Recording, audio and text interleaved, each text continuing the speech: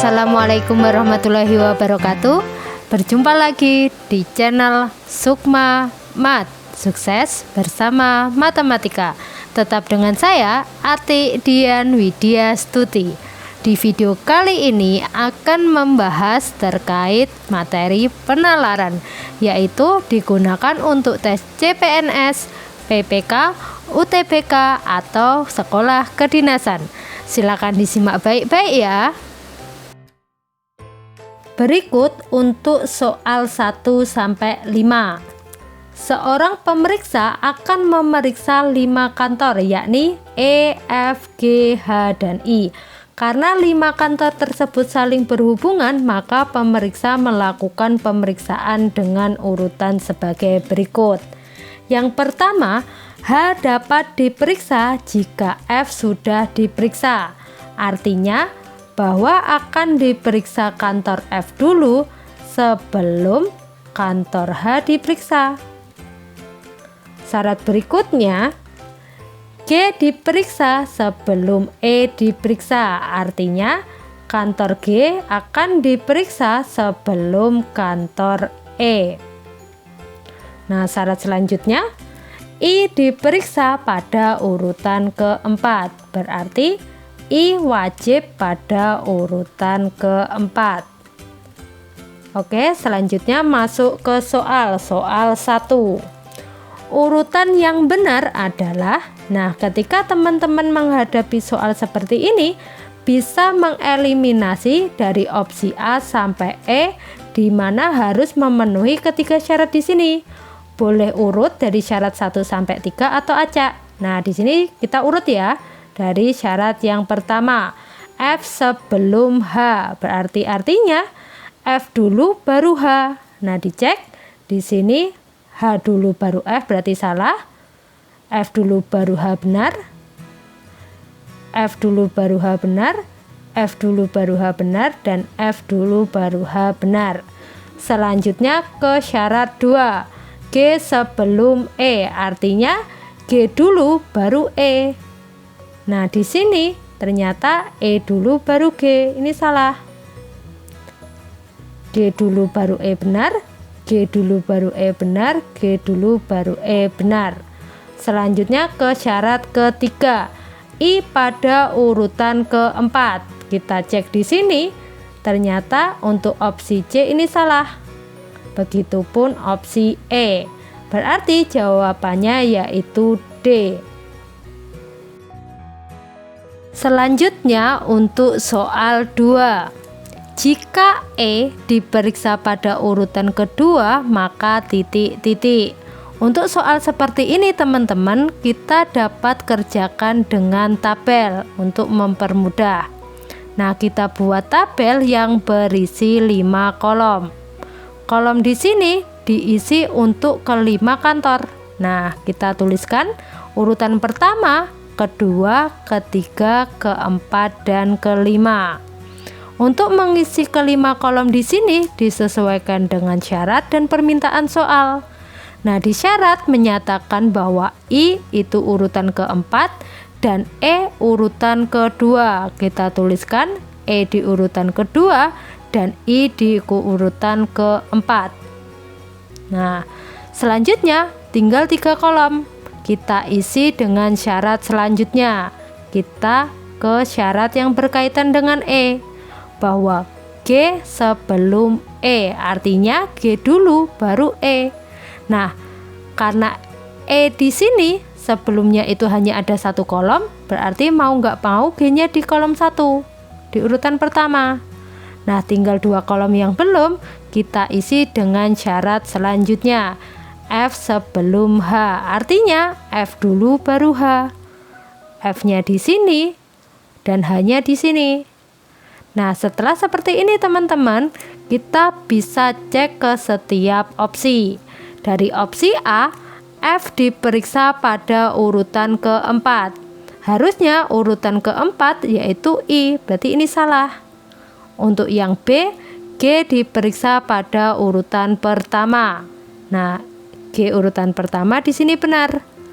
Untuk yang C, H diperiksa pada urutan ketiga. harusnya urutan ketiga yaitu F, berarti ini salah. Dan D, I diperiksa pada urutan terakhir. Urutan terakhir itu urutan kelima, harusnya H, berarti ini salah. Dan E, F diperiksa pada urutan kelima. Urutan kelima itu harusnya H, berarti ini juga salah. Jadi jawaban yang benar yaitu opsi B. Selanjutnya soal 3. Jika G diperiksa pada urutan kedua, maka titik-titik. Nah, kita buat tabel lagi ya teman-teman. Untuk mempermudah, kita tulis urutan 1, 2, 3, 4, dan 5. Nah, selanjutnya kita isi sesuai dengan syarat dan ketentuan di soal. Di syarat menyatakan I urutan keempat dan G-nya urutan kedua. G-nya di sini dan I-nya di sini. Nah, selanjutnya kita masuk ke syarat berikutnya untuk mengisi kolom ini. Nah, ini kita ke syarat yang berkaitan dengan G karena yang ditulis di sini G. G sebelum E. Artinya G dulu baru E. E ini setelah G. Nah, setelah G itu ada 2 kolom yang belum terisi, yaitu urutan ketiga dan urutan kelima. Artinya kita harus membuat kolom kedua, kemungkinan yang kedua. G-nya tetap ditulis di sini dan I-nya di sini. Nah, ini kemungkinan 1, ini kemungkinan 2. E-nya setelah G bisa di sini atau bisa di sini. Nah, selanjutnya ke syarat ketiga, F sebelum H. Artinya F dulu baru H, F dulu baru H, dan F dulu baru H. Setelah seperti ini, kita cek ke setiap opsi. Dari opsi A, H diperiksa pada urutan pertama. Ternyata urutan pertama di sini F, berarti ini salah. I diperiksa pada urutan ketiga untuk opsi B. Harusnya I urutan keempat, berarti ini salah. Untuk opsi C, H diperiksa pada urutan kelima. Nah, ternyata urutan kelima itu berkemungkinan H, berarti ini benar. Nah, kita cek yang opsi D, E diperiksa pada urutan keempat. Harusnya urutan keempat I, berarti ini salah. Untuk opsi E, I diperiksa pada urutan kelima. Harusnya urutan kelima, kalau enggak E ya H, berarti ini salah. Jadi jawabannya opsi C. Selanjutnya untuk soal 4. Jika H diperiksa pada urutan ketiga, maka titik-titik. Nah, untuk soal di sini teman-teman, kita bisa cek di setiap opsi apakah sesuai dengan syarat di sini atau tidak. Kita cek satu persatu ya. Dari soal A, H diperiksa pada urutan pertama. Nah, di sini jelas-jelas salah karena tidak sesuai dengan syarat ini. Jika H di urutan pertama, maka F pastinya di urutan setelah H, sedangkan H harus sesudah F, berarti ini salah. Selanjutnya ke opsi B, I diperiksa pada urutan ketiga. Ini salah karena I harus di urutan keempat. Di opsi C, H diperiksa pada urutan kelima. Jika H di urutan kelima, pasti H bukan di urutan ketiga. Dan tentunya H itu setelahnya F. Nah, kita cek ya di sini. Misal kita buat tabel, hanya di urutan kelima, H itu urutan terakhir. I-nya di sini di urutan keempat, pastinya F di antara urutan 1, 2, atau 3. Jika F di sini, G-nya itu pasti di sini dan E-nya di sini. Dan ini sesuai. Selanjutnya ke opsi D. E diperiksa pada urutan keempat. Ini salah karena di urutan keempat itu ada kantor I. Selanjutnya untuk opsi E, I diperiksa pada urutan kelima. Ini salah karena I harusnya di urutan keempat. Jadi yang benar yaitu C. Selanjutnya untuk soal 5. Jika G yang ketiga diperiksa, maka kecuali titik-titik. Nah, teman-teman, di antara opsi A sampai E di sini itu ada yang salah satu karena di sini kecuali. Berarti keempatnya di sini benar. Untuk menyelesaikan kita buat tabel terlebih dahulu. Kita tulisi urutan 1, 2, 3, 4, dan 5. Nah, kita isi sesuai dengan syarat dan ketentuan di soal. Di syarat menyatakan bahwa I urutan keempat dan G urutan ketiga.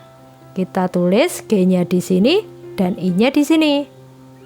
Nah, selanjutnya kita isi ketiga kolom selanjutnya sesuai dengan syarat yang belum. Ini tadi sudah ya.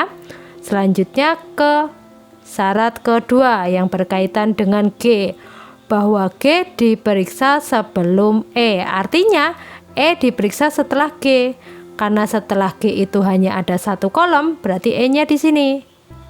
Nah, 2 kolom selanjutnya kita cek di syarat ketiga, yaitu F sebelum H. Artinya F dulu baru H. F dulu baru H. Nah, selanjutnya setelah seperti ini kita cek di setiap opsi. Opsi A, F diperiksa pada urutan pertama. Nah, di sini benar. Selanjutnya untuk yang B, G diperiksa pada urutan ketiga sesuai dengan pernyataan. Selanjutnya untuk yang C, E diperiksa pada urutan kelima. Nah, di sini benar ya. Selanjutnya untuk opsi D, I diperiksa pada urutan keempat sesuai dengan syarat di soal. Selanjutnya E, I diperiksa pada urutan ketiga. Jelas-jelas salah di sini. Berarti jawabannya yaitu E. Selanjutnya untuk soal 6 sampai 9. Mariadi mempunyai 5 pasang pakaian yang berbeda warna. Celana panjang yang dipunyai adalah warna coklat, biru, abu-abu, hijau, dan hitam. Sedangkan warna baju adalah biru, putih, pink, toska, dan kuning. Dia ingin mengenakan 5 pasang yang berbeda untuk setiap hari kerja, dari Senin hingga Jumat. Agar serasi dan memenuhi ketentuan, maka ia menetapkan pemakaian pakaian tersebut, yaitu di sini terdapat ketentuan 1 hingga 7. Selanjutnya terdapat pertanyaan 1 sampai 4. Nah, di sini ketika teman-teman mendapatkan soal seperti ini, hal yang perlu dilakukan yang pertama kali yaitu menuliskan atau menggarisbawahi informasi di soal. Di soal yang dibahas yaitu warna celana, yaitu warna coklat, biru, abu-abu, hijau, dan hitam. Selanjutnya warna baju yaitu biru, putih, pink, toska, dan kuning. Selanjutnya ada ketentuan bahwa Pak Mariadi ingin memakai 5 pasang yang berbeda untuk hari kerja dari hari Senin hingga Jumat. Nah, setelah itu dari apa yang diketahui ini kita akan analisis 7 ketentuan yang sudah ditetapkan. Nah, untuk menyelesaikannya kita perlu membuat tabel teman-teman untuk mempermudah penyelesaian. Tabel posisi horizontal ini diisi oleh hari kerja, yaitu dari hari Senin hingga hari Jumat. Sedangkan posisi vertikal diisi terkait jenis pakaian, yaitu warna celana dan warna baju. Selanjutnya kita analisis dari ketentuan 1 sampai 7. Kita mulai dari ketentuan 1, baju biru dipakai pada hari Senin. Jadi Senin di sini warna baju, di sini warna biru. Nah, selanjutnya kita ke 2. celana hijau tidak cocok dengan pink dan kuning. Karena di sini bersyarat, maka kita skip terlebih dahulu. Kita ke 3. Sehabis celana coklat, dia mengenakan celana hijau. Karena di sini coklat belum tertulis, maka kita skip terlebih dahulu. Artinya di sini untuk 2 dan 3 itu memiliki syarat. Kita ke 4 terlebih dahulu. Baju biru dipakai dengan celana biru. Birunya di Senin untuk baju, maka celananya untuk hari Senin juga berwarna biru. Selanjutnya ini sudah ke 5. Hari Jumat dia memakai baju putih. Jumat di sini berarti warna baju yaitu putih. Nah, selanjutnya ke 6. Baju kuning dipakai setelah baju biru. Baju biru di hari Senin, maka baju kuning di hari Selasa. Karena setelah hari Senin itu hari Selasa.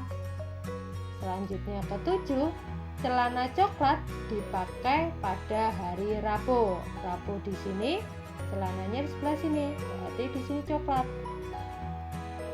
Selanjutnya kita balik ke 2 dan 3. Yang 2, celana hijau tidak cocok dengan pink dan kuning. Kuningnya sudah tertulis, tapi pinknya belum tertulis. Maka di skip terlebih dahulu. Kita ke 3. Sehabis celana coklat, ia mengenakan celana hijau. Coklat di Rabu, maka setelah hari Rabu itu hari Kamis. Berarti di sini warna hijau. Nah, selanjutnya setelah 3 sudah, kita kembali ke 2. Celana hijau tidak cocok dengan pink dan kuning. Berarti di sini itu tidak mungkin pink atau kuning. Karena kuningnya di sini, maka pinknya di hari Rabu. Nah, berarti di sini langkah 2 sudah. Kita isi kolom yang tidak memiliki ketentuan. Kita ke baju terlebih dahulu. Baju warna biru sudah, putih sudah, pink sudah, kuning sudah. Berarti hari Kamis gandengannya warna toska. Nah, selanjutnya di hari Selasa sama Jumat. Kita cek yang sudah. Untuk warna celana itu biru sudah, hijau sudah, dan warna coklat sudah. Nah, selanjutnya yang belum itu warna abu-abu dan warna hitam. Nah, di sini ada 2 kemungkinan, abu-abu itu di hari Selasa atau hitam di hari Selasa. Begitupun ketika di sini abu-abu berarti Jumat hitam. Nah, ketika hari Selasa hitam, pastinya Jumat warnanya abu-abu. Nah, seperti ini. Kita tinggal masuk ke soal untuk menjawabnya. Oke, semoga bermanfaat. Sekian dulu ya teman-teman. Lanjut di video selanjutnya. Saya akhiri. Wassalamualaikum warahmatullahi wabarakatuh.